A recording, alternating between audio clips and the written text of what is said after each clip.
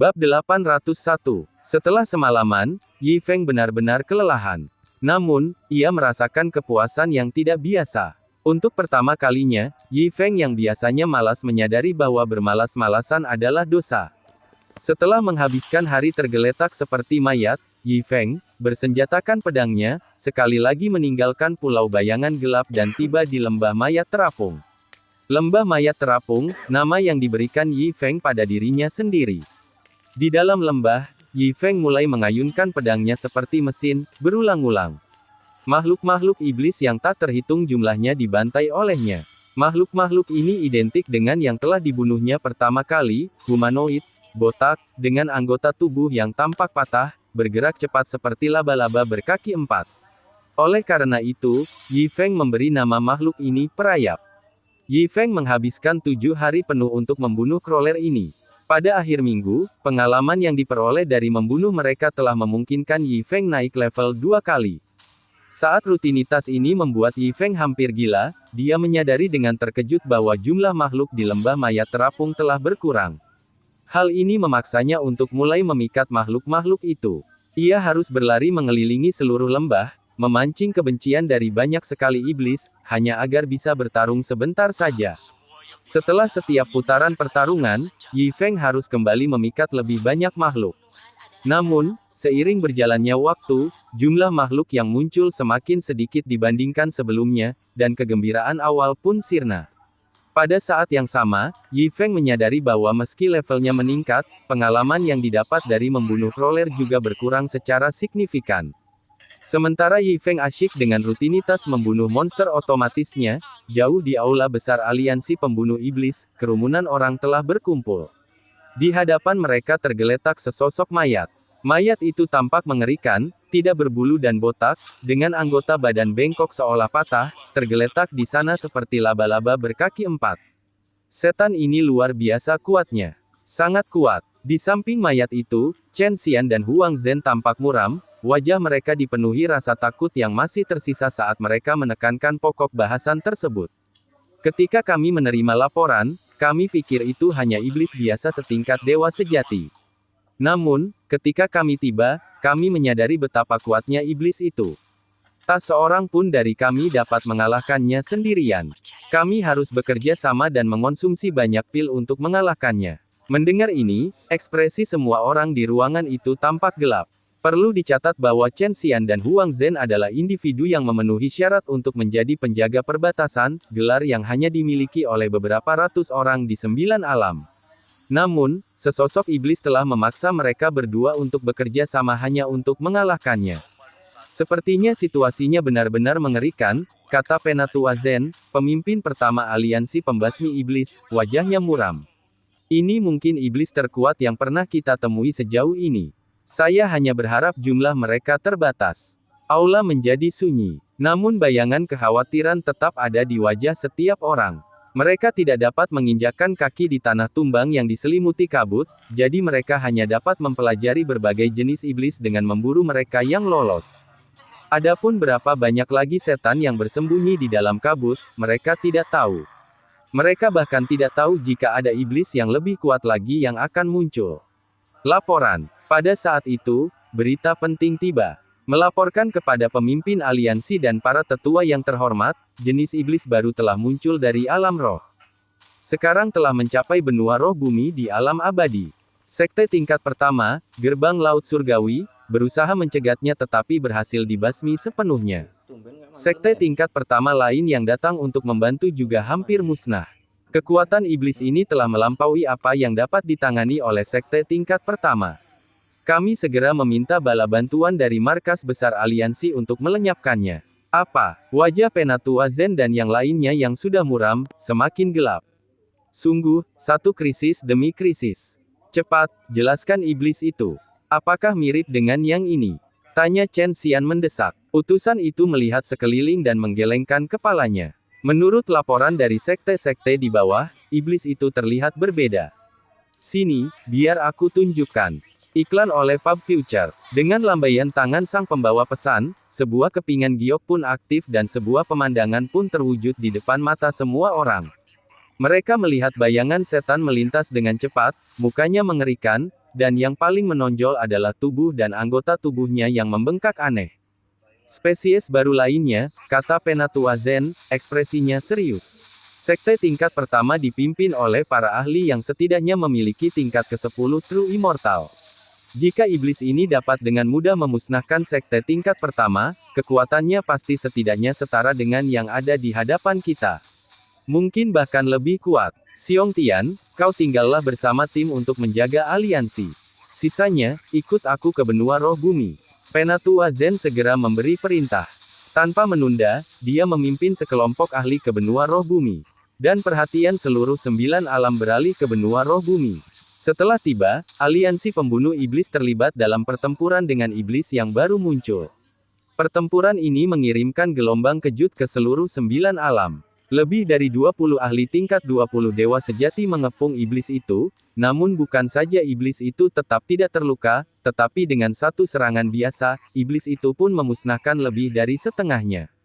Aliansi pembasmi iblis menyimpulkan bahwa kekuatan iblis ini melampaui level 40 dewa sejati. Berita itu menjerumuskan 9 alam ke dalam keputusasaan yang mendalam. Kekuatan seperti itu benar-benar mengerikan. Lagi pula, tidak ada satupun anggota aliansi pembunuh iblis yang mencapai level ke-40. Untuk meminimalkan kerugian, aliansi mencoba berbagai metode, formasi, pengepungan, jebakan, untuk membunuh iblis yang mengamuk. Namun hasilnya sangat minim, hanya melukai makhluk itu. Kota Surga Pusat. Ini adalah kota yang berfungsi paling dekat dengan Pulau Bayangan Gelap. Yi Feng duduk di penginapan yang ramai, menyeruput anggur dan mendengarkan diskusi di sekitarnya, alisnya berkerut dalam. Iklan oleh Pub Future. Tingkat 40. Kalau dia sampai mengalami hal seperti itu berarti kematiannya. Itu 7 level di atasnya. Lebih baik tetap membunuh crawler atau makhluk yang sedikit lebih kuat. Cara yang harus dilakukan adalah dengan meratakan secara stabil dan hati-hati.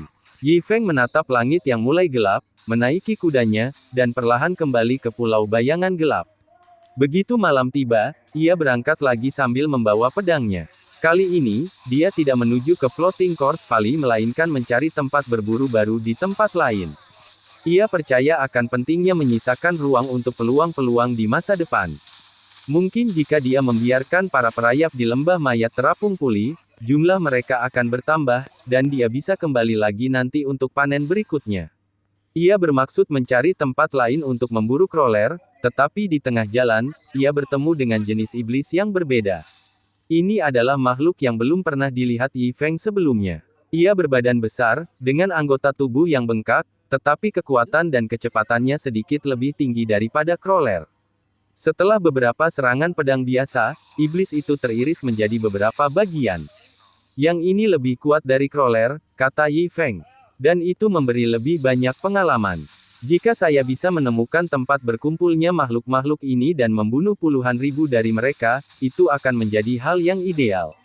Yi Feng mengambil salah satu kaki yang bengkak itu dan memeriksanya. Bentuknya yang aneh mengingatkannya pada sesuatu, dan secara naluriah ia menamainya, binatang Mundo.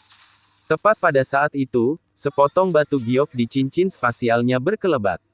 Dia membuka cincin penyimpanannya dan mengeluarkan slip itu. Slip giok ini adalah sesuatu yang dibeli Yi Feng di Central Heaven City, diproduksi oleh Azure Skyway Jade Tower, serikat pedagang terbesar di alam abadi. Pemilik slip ini bisa menerima pembaruan waktu nyata tentang di mana saja iblis yang mengamuk muncul, dan juga berita terbaru dari seluruh wilayah. Intinya, itu serupa dengan berita dan pembaruan dari kehidupan masa lalunya. Karena merasa nyaman, Yi Feng yang memiliki kekayaan 500.000, pun membeli satu. Sekarang, pesan terakhir muncul di slip itu. Aliansi pembasmi iblis sekali lagi mencoba mengepung iblis abadi sejati level 40. Rencananya gagal. 2 dari 10 tetua aliansi terbunuh, dan pemimpin aliansi tetua Zen terluka parah. Setan itu menakutkan. Lebih baik bunuh saja Mundo Beast yang sedikit lebih kuat. Yi Feng menggigil. Dia melempar kaki bengkak itu ke samping dan diam-diam mengikuti Mundo Beast lain yang berkeliaran, dan akhirnya melacaknya kembali ke sarangnya. Bab 802. Ini adalah kuburan yang luas. Di masa lalu, perang sekte besar pernah terjadi di sini, meninggalkan banyak sekali kerangka yang berserakan di seluruh negeri. Yi Feng melihat banyak sekali binatang mondo berkumpul di sini, menggerogoti tulang-tulang yang telah mereka gali dari tanah. Jumlah mereka bahkan lebih banyak daripada para perayap di lembah mayat terapung. Yi Feng tidak dapat menahan senyum lebarnya. Seolah-olah dia melihat poin pengalaman yang tak berujung melambai padanya. Dengan pedang di tangan, dia langsung menyerang ke arah keributan itu. Mendengar keributan itu, binatang mondo yang tak terhitung jumlahnya menyerbu ke arah Yi Feng. Ayunkan pedang, ayunkan lagi, ding, ding, ding, ding. Suara sistem itu terus bergema dalam pikirannya, dengan cepat membuat Yi Feng menjadi gila. Sangat memuaskan, benar-benar mengasyikkan. Yi Feng menebas dengan ganas tak terkendali, sambil merasakan kegembiraan luar biasa. Pada akhir malam, dia telah membantai lebih dari 30.000 Mondo Beast, meningkatkan levelnya 1,5 level penuh. Kelelahan, Yi Feng menyeret dirinya kembali ke Pulau Bayangan Gelap. Setelah makan, minum, dan tidur nyenyak, dia mandi. Sambil menatap dirinya di cermin, dia merasakan gelombang kepercayaan diri yang tak dapat dijelaskan. Tampan sekali. Ketika malam tiba lagi, Yi Feng kembali ke tempat berkumpulnya binatang mondo yang diberi nama Bukit Mayat Kacau. Bahkan, Yi Feng telah menggambar peta untuk area tersebut. Beranda, Pulau Bayangan Gelap.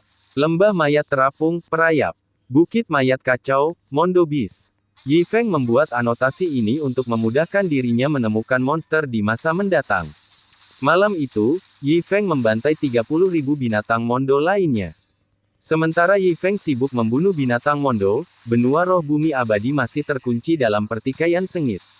Dipimpin oleh aliansi pembasmi iblis, para ahli aliansi dan leluhur beberapa sekte papan atas bergabung untuk melawan makhluk iblis berkaki bengkak dalam gelombang demi gelombang pertempuran. Namun mereka masih belum dapat menemukan cara untuk menangani makhluk itu. Penatua Zen, apa yang akan kita lakukan jika ini terus berlanjut? Xiong Tian, yang awalnya tetap tinggal untuk menjaga aliansi, tidak punya pilihan selain bergegas untuk membantu mereka. Sambil mendukung tetua Zen yang masih terluka, dia berbicara dengan ekspresi muram. Dalam menghadapi kekuatan absolut, semua jebakan dan strategi tidak ada artinya. Penatua Zen bersandar pada tongkatnya, wajahnya dipenuhi dengan ketidakberdayaan. Jika hanya satu makhluk jahat saja, 9 alam bisa bersatu dan menghancurkannya perlahan-lahan. Masalahnya, tidak seorang pun tahu berapa banyak makhluk iblis tak dikenal yang tersembunyi di dalam keempat wilayah yang jatuh. Tentu saja, itu bahkan bukan bagian yang paling menyedihkan. Yang benar-benar membuat mereka putus asa adalah, meskipun mereka telah menghentikan sementara penyebaran kabut hitam dari keempat wilayah yang jatuh, itu hanyalah solusi sementara. Pikirkan saja itu, jika bahkan tembok wilayah yang ditinggalkan oleh 8 penguasa agung yang menciptakan 8 wilayah tidak dapat menghentikan kabut hitam, bagaimana mungkin generasi mereka, dengan tingkat kultivasi tertinggi yang hampir mencapai tingkat ke-30 dari Dewa Sejati, berharap untuk mencegah penyebarannya. Laporan. Pada saat itu, seorang pria yang bertugas menyegel alam roh terbang dari arah itu, wajahnya dipenuhi dengan urgensi. Melihat ini, hati tetua Zen tenggelam karena firasat buruk. Tentu saja, sebelum dia sempat bertanya, pria itu berteriak dengan suara yang dipenuhi energi abadi, melapor kepada pemimpin aliansi, ada gangguan besar di alam roh. Sepertinya sesuatu akan terjadi. Apa? Jantung Penatua Zen berdebar kencang, dan dia segera mengeluarkan perintah. Ayo, ikuti aku untuk melihatnya. Benua roh bumi abadi bersebelahan dengan alam roh, jadi jaraknya tidak jauh. Makhluk iblis tingkat 40 dewa sejati yang telah mendatangkan malapetaka di benua roh abadi bumi juga telah melarikan diri dari alam roh. Dengan demikian, aliansi pembasmi iblis segera tiba di tepi alam roh. Begitu mereka mencapai perbatasan, Penatua Zen dan yang lainnya dapat dengan jelas merasakan bahwa laporan pria itu benar. Mereka dapat dengan jelas merasakan gelombang energi besar bergerak cepat dalam alam roh, menuju langsung ke arah mereka. Meskipun mereka belum dapat melihat apa itu, besarnya gangguan itu sudah cukup untuk membuat mereka merinding. Semua yang hadir terdiam. Wajah mereka sehitam awan badai, dipenuhi ketegangan. Mereka tidak dapat menahan diri untuk bertanya, apa itu? Suatu kekuatan yang tidak diketahui. Atau mungkin, makhluk iblis lainnya. Jika itu adalah makhluk iblis, kekuatan apa yang dimilikinya untuk bergerak dengan kecepatan dan intensitas seperti itu? Dalam saat-saat singkat penantian itu, mereka dapat merasakan gangguan dari alam roh semakin dekat dan dekat. Menetes. Banyak yang mulai berkeringat deras. Penatua Zen mengencangkan cengkeramannya pada tongkatnya, tubuhnya yang lemah dipenuhi dengan energi abadi yang besar. Ledakan. Suara gemuruh yang memekakkan telinga bergema. Semua orang merasakan sensasi mati rasa. Suatu entitas raksasa meledak dari alam roh, muncul di langit dan menghasilkan bayangan besar di atas tanah. Anggota aliansi di darat segera mendongak. Apa yang mereka lihat membuat mereka benar-benar tercengang. Apa yang muncul dari alam roh bukanlah makhluk jahat atau kekuatan misterius, melainkan sebuah kapal roh besar. Kapal roh itu berwarna perunggu, ditutupi ukiran rumit dari rune. Desainnya, baik dalam bentuk maupun detailnya, sangat sempurna. Di sepanjang sisinya terdapat lubang-lubang gelap, bersinar samar, seolah siap melancarkan serangan dahsyat kapan saja, menimbulkan rasa kagum sekaligus takut. Bagaimana ini mungkin? Xiong Tian tergagap, suaranya dipenuhi keterkejutan. Alam roh adalah wilayah yang telah runtuh dan ditelan oleh kabut hitam. Bagaimana mungkin sebuah kapal roh muncul dari sana? Tetua Zen membuka mulutnya, wajahnya yang tua juga dipenuhi dengan keheranan. Bahkan dengan pengetahuannya yang luas, dia benar-benar kehilangan kata-kata. Lihat, ada orang di dek. Zheng Xian menunjuk ke arah atas kapal roh. Semua orang mendongak dan melihat lebih dari selusin pria dan wanita muda berdiri di haluan kapal, tampaknya sedang melihat ke bawah ke dunia. Pada saat itu, makhluk iblis berkaki bengkak muncul di bawah kapal roh, makhluk yang tidak dapat dikalahkan oleh Penatua Zen dan yang lainnya.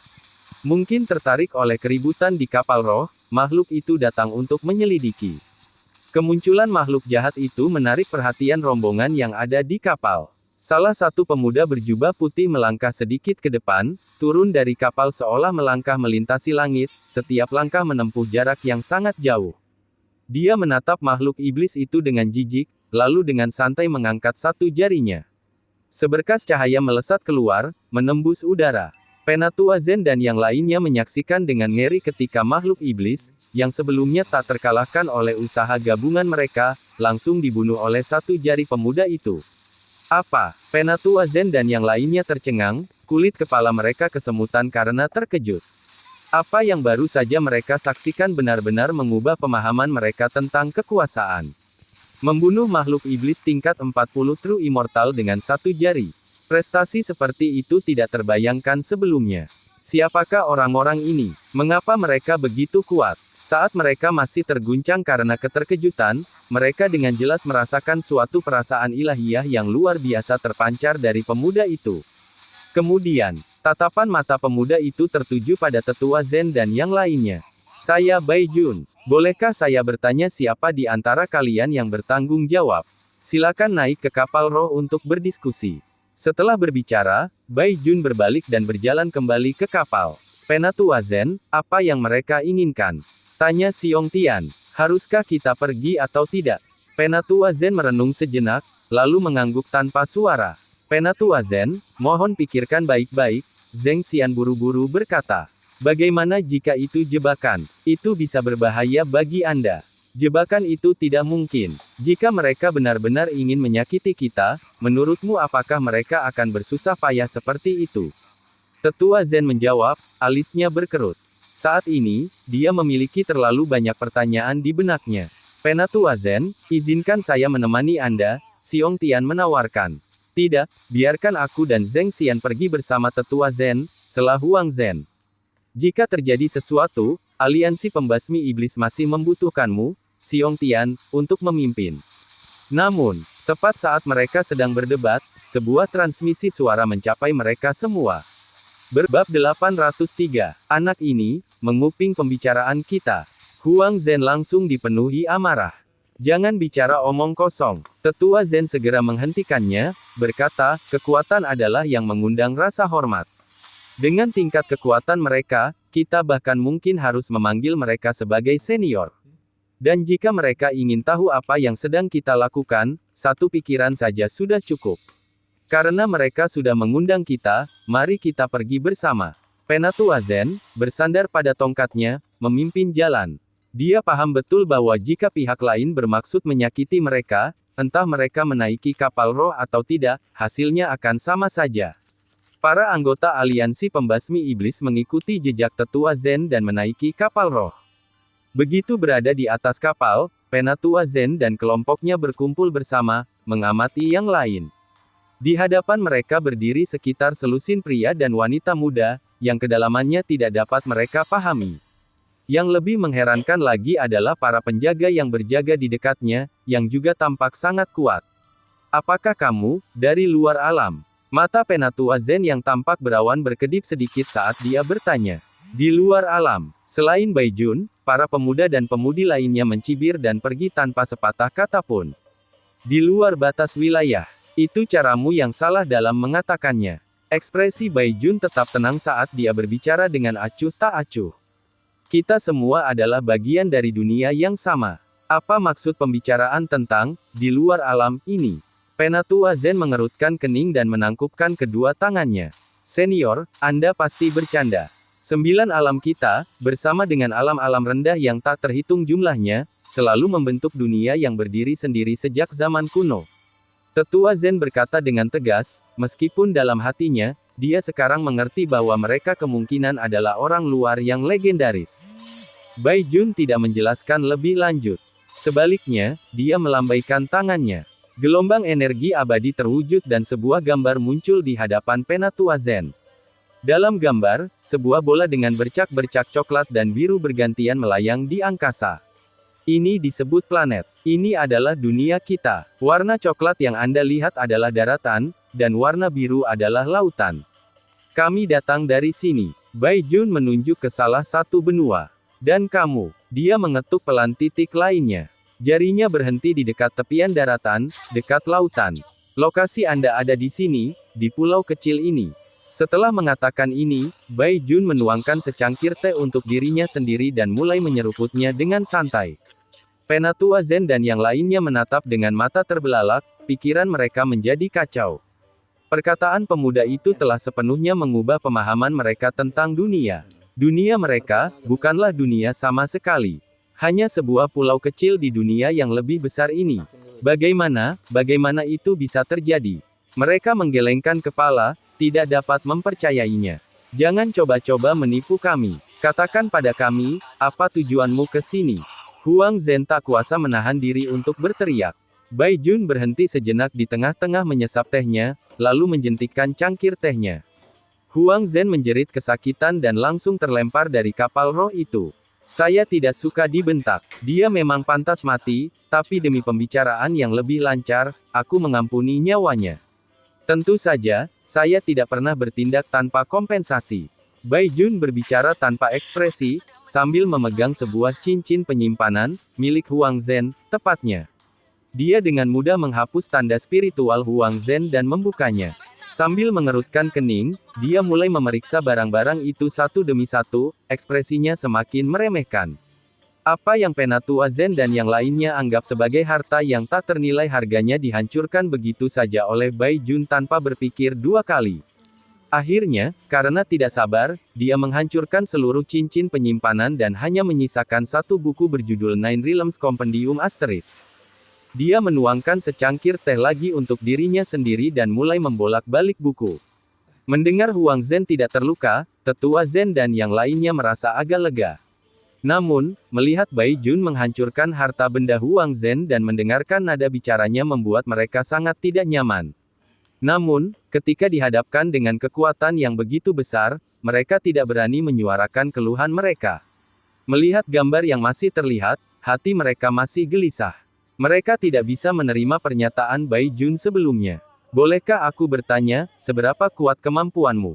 Penatua Zen mengalihkan topik pembicaraan, berharap memperoleh kejelasan. Baijun yang sedang membaca, memiringkan kepalanya sedikit dan menjawab, menurut standarmu, aku akan berada di atas level ke-99 dari Dewa Sejati. Apa? Getaran itu hampir membuat rahang mereka ternganga, dan Penatua Zen gemetar hebat hingga tongkatnya hampir terlepas dari genggamannya. Kau seorang dewa. Tetua Zen berseru tak percaya. Bai Jun tersenyum. Itulah pertama kalinya dia menunjukkan emosi apapun. Lihat gambarnya lagi. Di luar planet ini, masih banyak planet lain yang tak terhitung jumlahnya. Penatua Zen dan yang lainnya mengalihkan pandangan mereka kembali ke gambar itu. Memang, di luar planet itu, ada banyak sekali orang lain. Planet-planet ini adalah apa yang Anda lihat sebagai bintang di langit malam. Dan di luar planet-planet itu terletak kosmos. Pada titik ini, Bai Jun menutup buku dan menatap langit dengan ekspresi penuh kerinduan. Dan para dewa, berdiam di luar kosmos. Di dunia kita, siapa yang berani menyebut dirinya dewa? Siapa yang layak menyandang gelar seperti itu?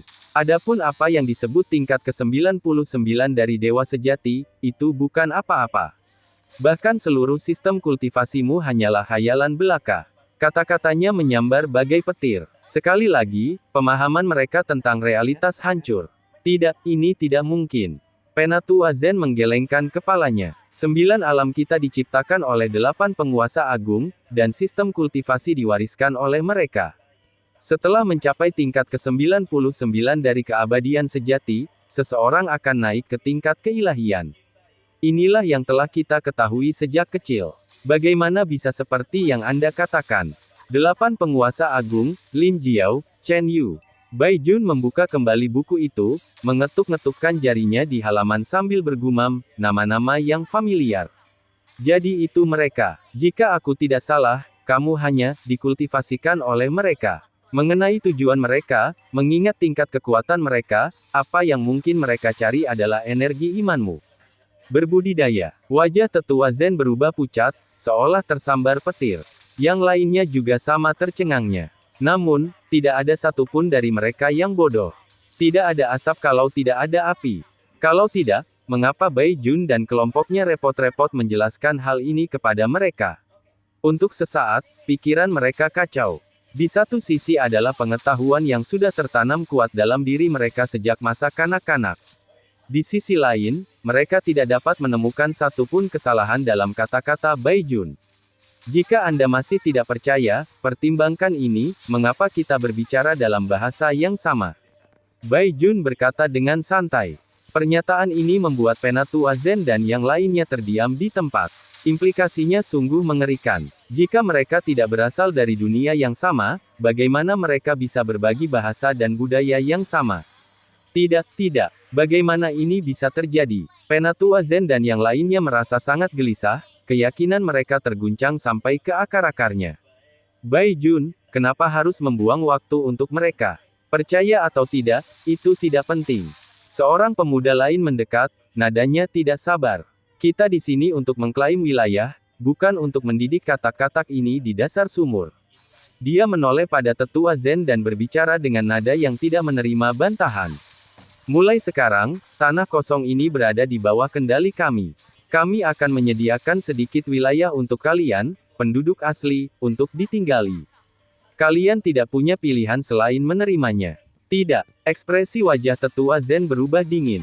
Ini tidak lebih dari sekadar invasi langsung. Tidak, pemuda itu mencibir. Orang tua, apakah kau tidak mengerti situasinya? Apa yang disebut 9 alam gabungan milikmu mungkin bahkan tidak dapat mengalahkan iblis tingkat rendah tadi. Apa yang memberimu hak untuk menolak? Dengan apa kau harus menolaknya? Bab 804. Anda, tetua Zen, Xiong Tian, dan yang lainnya melotot marah ke arah pemuda yang berbicara itu. Zhao Gu, mengapa kamu terburu-buru? Bai Jun, yang berdiri di dekatnya, berkata dengan santai, mengubah persepsi yang sudah mengakar membutuhkan sedikit kesabaran. Mengapa tidak minum secangkir teh saja? Bai Jun, jangan bersikap misterius dan penuh rahasia di hadapanku. Kalau kamu punya kesabaran, kamu bisa menghabiskan waktu mengobrol dengan mereka. Aku tidak punya waktu senggang seperti itu. Zhao Gu mendengus dingin dan berkata, lebih baik aku menghabiskan waktuku menjelajahi tempat baru ini. Siapa tahu, aku mungkin menemukan sesuatu yang berharga. Dengan itu, Zhao Gu menyeringai dan terbang keluar dari perahu roh. Melihat hal itu, para pemuda dan pemudi lainnya pun ikut terbang keluar satu demi satu. Cek, tempat ini benar-benar lemah. Jika aku menyerang dengan telapak tanganku, aku yakin aku akan menghabisi segerombolan orang. Haha, kalau begitu cobalah saja. Meskipun udara di sini cukup segar. Saya tidak peduli dengan udara segar. Saya lebih tertarik menemukan beberapa kuali yang berguna di sini. Penatua Zen dan yang lainnya menjadi cemas, ingin menghentikan mereka, tetapi dengan kekuatan mereka, mereka bahkan tidak dapat melacak aura mereka, apalagi mengejarnya. Zhao Gu dan yang lainnya telah menghilang tanpa jejak. Tidak perlu panik, karena sekalipun kamu ingin menghentikan mereka, kamu tidak bisa. Bai Jun berkata dengan acuh tak acuh. Apa sebenarnya yang kamu inginkan? Penatua Zen bertanya dengan ekspresi muram. Sudah ku bilang, bersabarlah. Bai Jun mulai menyeduh teh lagi, berbicara perlahan dan penuh perhatian, tidak seperti mereka, akulah yang paling sabar. Jadi di sini, saya akan menjelaskan semuanya kepada Anda langkah demi langkah. Penatua Zen dan yang lainnya mengalihkan pandangan mereka kepadanya. Pertama, izinkan aku menjelaskan alam sebenarnya. Alam sejati dibagi menjadi 5 alam manusia, diikuti oleh alam 9 kesengsaraan, dan kemudian alam Dao. Setelah menyesap teh, Bai Jun membuka kembali buku berjudul Nine Realms Compendium Asteris. 5 alam manusia, setelah menguasai dasar-dasar kultivasi fisik, seseorang memasuki 5 alam manusia, yang terdiri dari 5 tahap. Menurut pemahaman Anda, tahap-tahap ini kira-kira sesuai dengan tingkatan sebelum menjadi manusia abadi. Saya tidak akan membahas terlalu rinci di sini. 9 alam kesengsaraan, ada 9 tahap kesengsaraan. Tingkatan dari manusia abadi hingga dewa abadi yang mendalam dalam sistemmu kira-kira sesuai dengan alam kesengsaraan pertama. Apa yang disebut 9 transformasi dari kesengsaraan dewa abadi yang mendalam hanyalah cobaan kecil dalam alam kesengsaraan pertama. Alam kesengsaraan kedua mencakup dewa abadi yang mendalam hingga lapisan ke-99 dari dewa sejati. Apa yang kau sebut kesengsaraan ilahi dari lapisan ke-99 dari dewa sejati sebenarnya hanyalah cobaan dari alam kesengsaraan kedua. Menurut sistem ortodoks, tingkat kultivasimu hanya di alam kesengsaraan kedua. Alam kesengsaraan ketiga, di matamu, akan menjadi apa yang kau sebut dewa. Pada titik ini, Bai Jun tersenyum penuh arti. Setelah alam kesengsaraan, muncullah alam Dao, dibagi menjadi 4 tahap, menyentuh Dao, menyatu dengan Dao, menyatu dengan Dao, dan membuktikan Dao.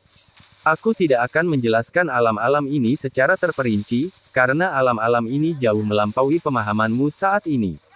Setelah mendengar penjelasan Bai Jun, Tetua Zen dan Xiong Tian benar-benar tercengang. Wajah mereka dipenuhi dengan ketidakpercayaan. Jika apa yang dikatakannya benar, maka dunia mereka benar-benar tidak berarti. Percaya atau tidak, itu terserah Anda. Bai Jun tersenyum tipis. Sekarang, izinkan aku menceritakan asal-muasal kabut hitam itu. Itu disebabkan oleh lengan terputus yang tercemar yang jatuh dari kosmos. Sebagian besar Yunxing, kecuali beberapa daerah, telah terkikis oleh kabut hitam, kata Bai Jun dengan tenang. Kami sudah tahu itu. Kau tidak perlu menjelaskannya lagi. Penatua Zen mengangkat kepalanya dan membalas. Bai Jun tersenyum tipis. Tidak mengherankan kalau kamu tahu, tapi pernahkah kamu bertanya-tanya mengapa kamu tahu? Penatua Zen dan yang lainnya tercengang. Mereka benar-benar tidak tahu, itu hanya legenda. Itu hanya karena tuanmu ingin kau tahu, kata Bai Jun acuh tak acuh. Adapun alasannya, sulit untuk dikatakan. Mungkin mereka merasa bahwa karena mereka akan meninggalkanmu, mereka harus memberitahumu sedikit kebenaran. Tunggu, jika apa yang kau katakan itu benar, maka 8 penguasa agung masih hidup. Xiong Tian menangkap inti persoalannya. 9 alam kita telah ada selama jutaan tahun. Apakah itu berarti mereka telah hidup selama jutaan tahun? Lebih dari itu, Bai Jun berkata dengan tenang. Lin Jiao, Chen Yu, dan yang lainnya terkenal bahkan di seluruh Yunxing. Sejujurnya, ketika mereka menciptakan apa yang disebut 9 alam, mereka sudah berada pada tahap penggabungan dengan Dao. Dan untuk maju dari penggabungan dengan Dao menuju penyatuan dengan Dao dibutuhkan kekuatan iman. Itulah sebabnya mereka menciptakan 9 alammu dan membangun tembok pembatas untuk menyegelmu. Namun, meskipun tembok pembatas yang mereka bangun dimaksudkan untuk memenjarakan dan mengisolasi Anda, tembok itu juga melindungi Anda. Kalau tidak, tempat ini pasti sudah hancur. Pada titik ini, Bai Jun menutup buku di tangannya dan menatap Penatua Zen dan yang lainnya. Sekarang, izinkan saya menjelaskan tujuan kita di sini. Karena kabut hitam, wilayah dan sumber daya yang terbatas tidak cukup untuk menopang populasi. Menemukan lahan layak huni baru telah menjadi prioritas utama. Jadi misi kami memang seperti itu. 10 tahun yang lalu, kami berangkat dengan Windbreaker Spirit Boat, mengembara tanpa tujuan di tengah kabut hitam hingga kami menemukan duniamu hari ini. Oleh karena itu, kedatangan kami ke sini merupakan situasi yang saling menguntungkan. Kami telah menemukan wilayah baru, dan Anda akan mendapatkan perlindungan. Setelah mengatakan ini, Bai Jun menatap tetua Zen dengan tenang. Apa yang membuatmu berpikir ini bukan invasi? Penatua Zen bertanya dengan ekspresi muram. Itu tergantung bagaimana Anda menafsirkannya. Bai Jun menjawab dengan acuh tak acuh. Bagaimana jika kita menolak? Xiong Tian bertanya dengan tegas. Kamu tidak bisa menolak. Bai Jun mengangkat kepalanya dan berkata, Zhao Gu mungkin terus terang, tapi dia tidak salah. Dengan kekuatanmu yang sedikit, kau tidak akan bisa mempertahankan 9 alammu. Misalnya, susunan penyegel ini akan runtuh dalam waktu kurang dari setengah tahun. Dan iblis yang kubunuh tadi, bahkan jika semua ahli di 9 alammu bergabung, kau tetap tidak akan bisa membunuh satu pun. Namun, jumlah mereka tidak terbatas. Jadi, bukan berarti kami memaksamu. Hanya saja kamu tidak punya pilihan lain. Tentu saja, hal yang sama berlaku bagi kami. Karena meskipun tanahmu tandus, setidaknya masih layak huni. Penatua Zen dan yang lainnya memasang ekspresi muram. Mereka berdiri di sana, tidak yakin apa yang harus dilakukan. Perkataan Bai Jun telah menyambar mereka bagai petir, membuat mereka kewalahan dan tidak dapat memproses segala sesuatunya dengan segera. Setelah lama terdiam, Penatua Zen dengan ekspresi rumit mengangkat kepalanya dan bertanya, hanya jika, kita setuju dengan apa yang telah kamu katakan, apa yang akan terjadi selanjutnya? Sederhana saja, Bai Jun berkata dengan tenang, kita akan membuat susunan teleportasi dan membawa setengah dari orang-orang kita ke sini. Kita akan membangun pangkalan dan ketertiban di sisi ini. Untuk menampung cukup banyak orang dan menghindari konflik yang tidak perlu, kalian harus menyerahkan 2/3 wilayah 9 alam kepada kami. Dengan cara ini, kita bisa hidup berdampingan dengan damai tanpa saling mengganggu. Tentu saja, kami juga akan membangun kembali susunan untuk memblokir kabut hitam. Selain itu, kami akan membentuk tim pemburu iblis khusus untuk membasmi iblis liar dan memastikan keselamatan orang-orang di 9 alam. Bab 805. Mustahil. 2/3 wilayah. Kalau begitu, 9 alam tidak akan menjadi 9 alam lagi, kata Penatua Zen dengan ekspresi muram. Kamu akan berubah pikiran. Bai Jun tersenyum tipis, asteris ringkasan 9 alam di tangannya berubah menjadi abu. Dengan lambaian tangannya, kekuatan dahsyat melonjak maju. Penatua Zen dan yang lainnya di perahu roh segera merasakan suatu kekuatan yang tak tertahankan mendorong mereka keluar dari perahu. Setelah mendarat, sebuah suara bergema dalam pikiran mereka. Aku akan menunggumu datang menemuiku lain kali. Suaranya dipenuhi keyakinan yang luar biasa. Brengsek, Chen Xian dan yang lainnya memiliki ekspresi gelap, tangan mereka terkepal erat, wajah mereka dipenuhi dengan keengganan. Penatua Zen, apa yang harus kita lakukan sekarang? Xiong Tian tidak dapat menahan diri untuk bertanya. Kita kembali ke markas besar aliansi dulu, kata Penatua Zen yang tampak sangat kelelahan saat memimpin kelompok itu pergi, semangat mereka hancur. Pulau Bayangan Gelap. Yi Feng, yang aktif di malam hari dan tidak aktif di siang hari, tidak berminat untuk mengurus hal lain.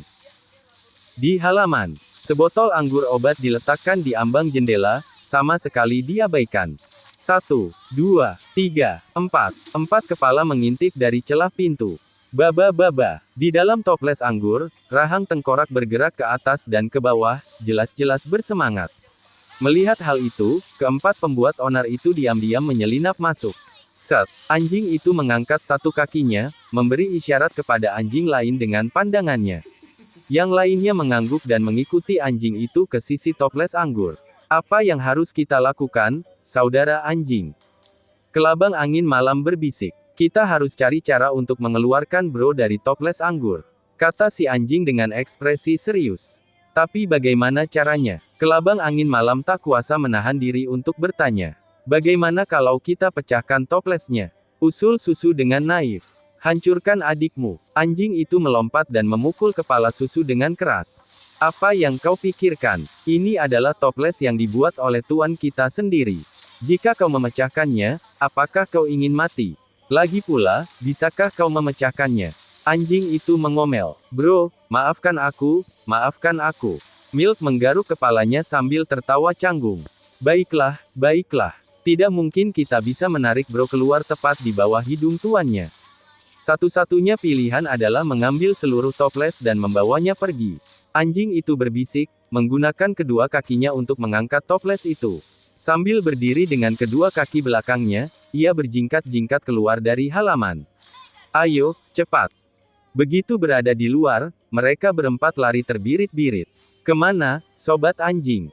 Raja Roh yang mengintai ke depan, berseru. Tidak masalah di mana, menjauhlah sejauh mungkin terlebih dahulu.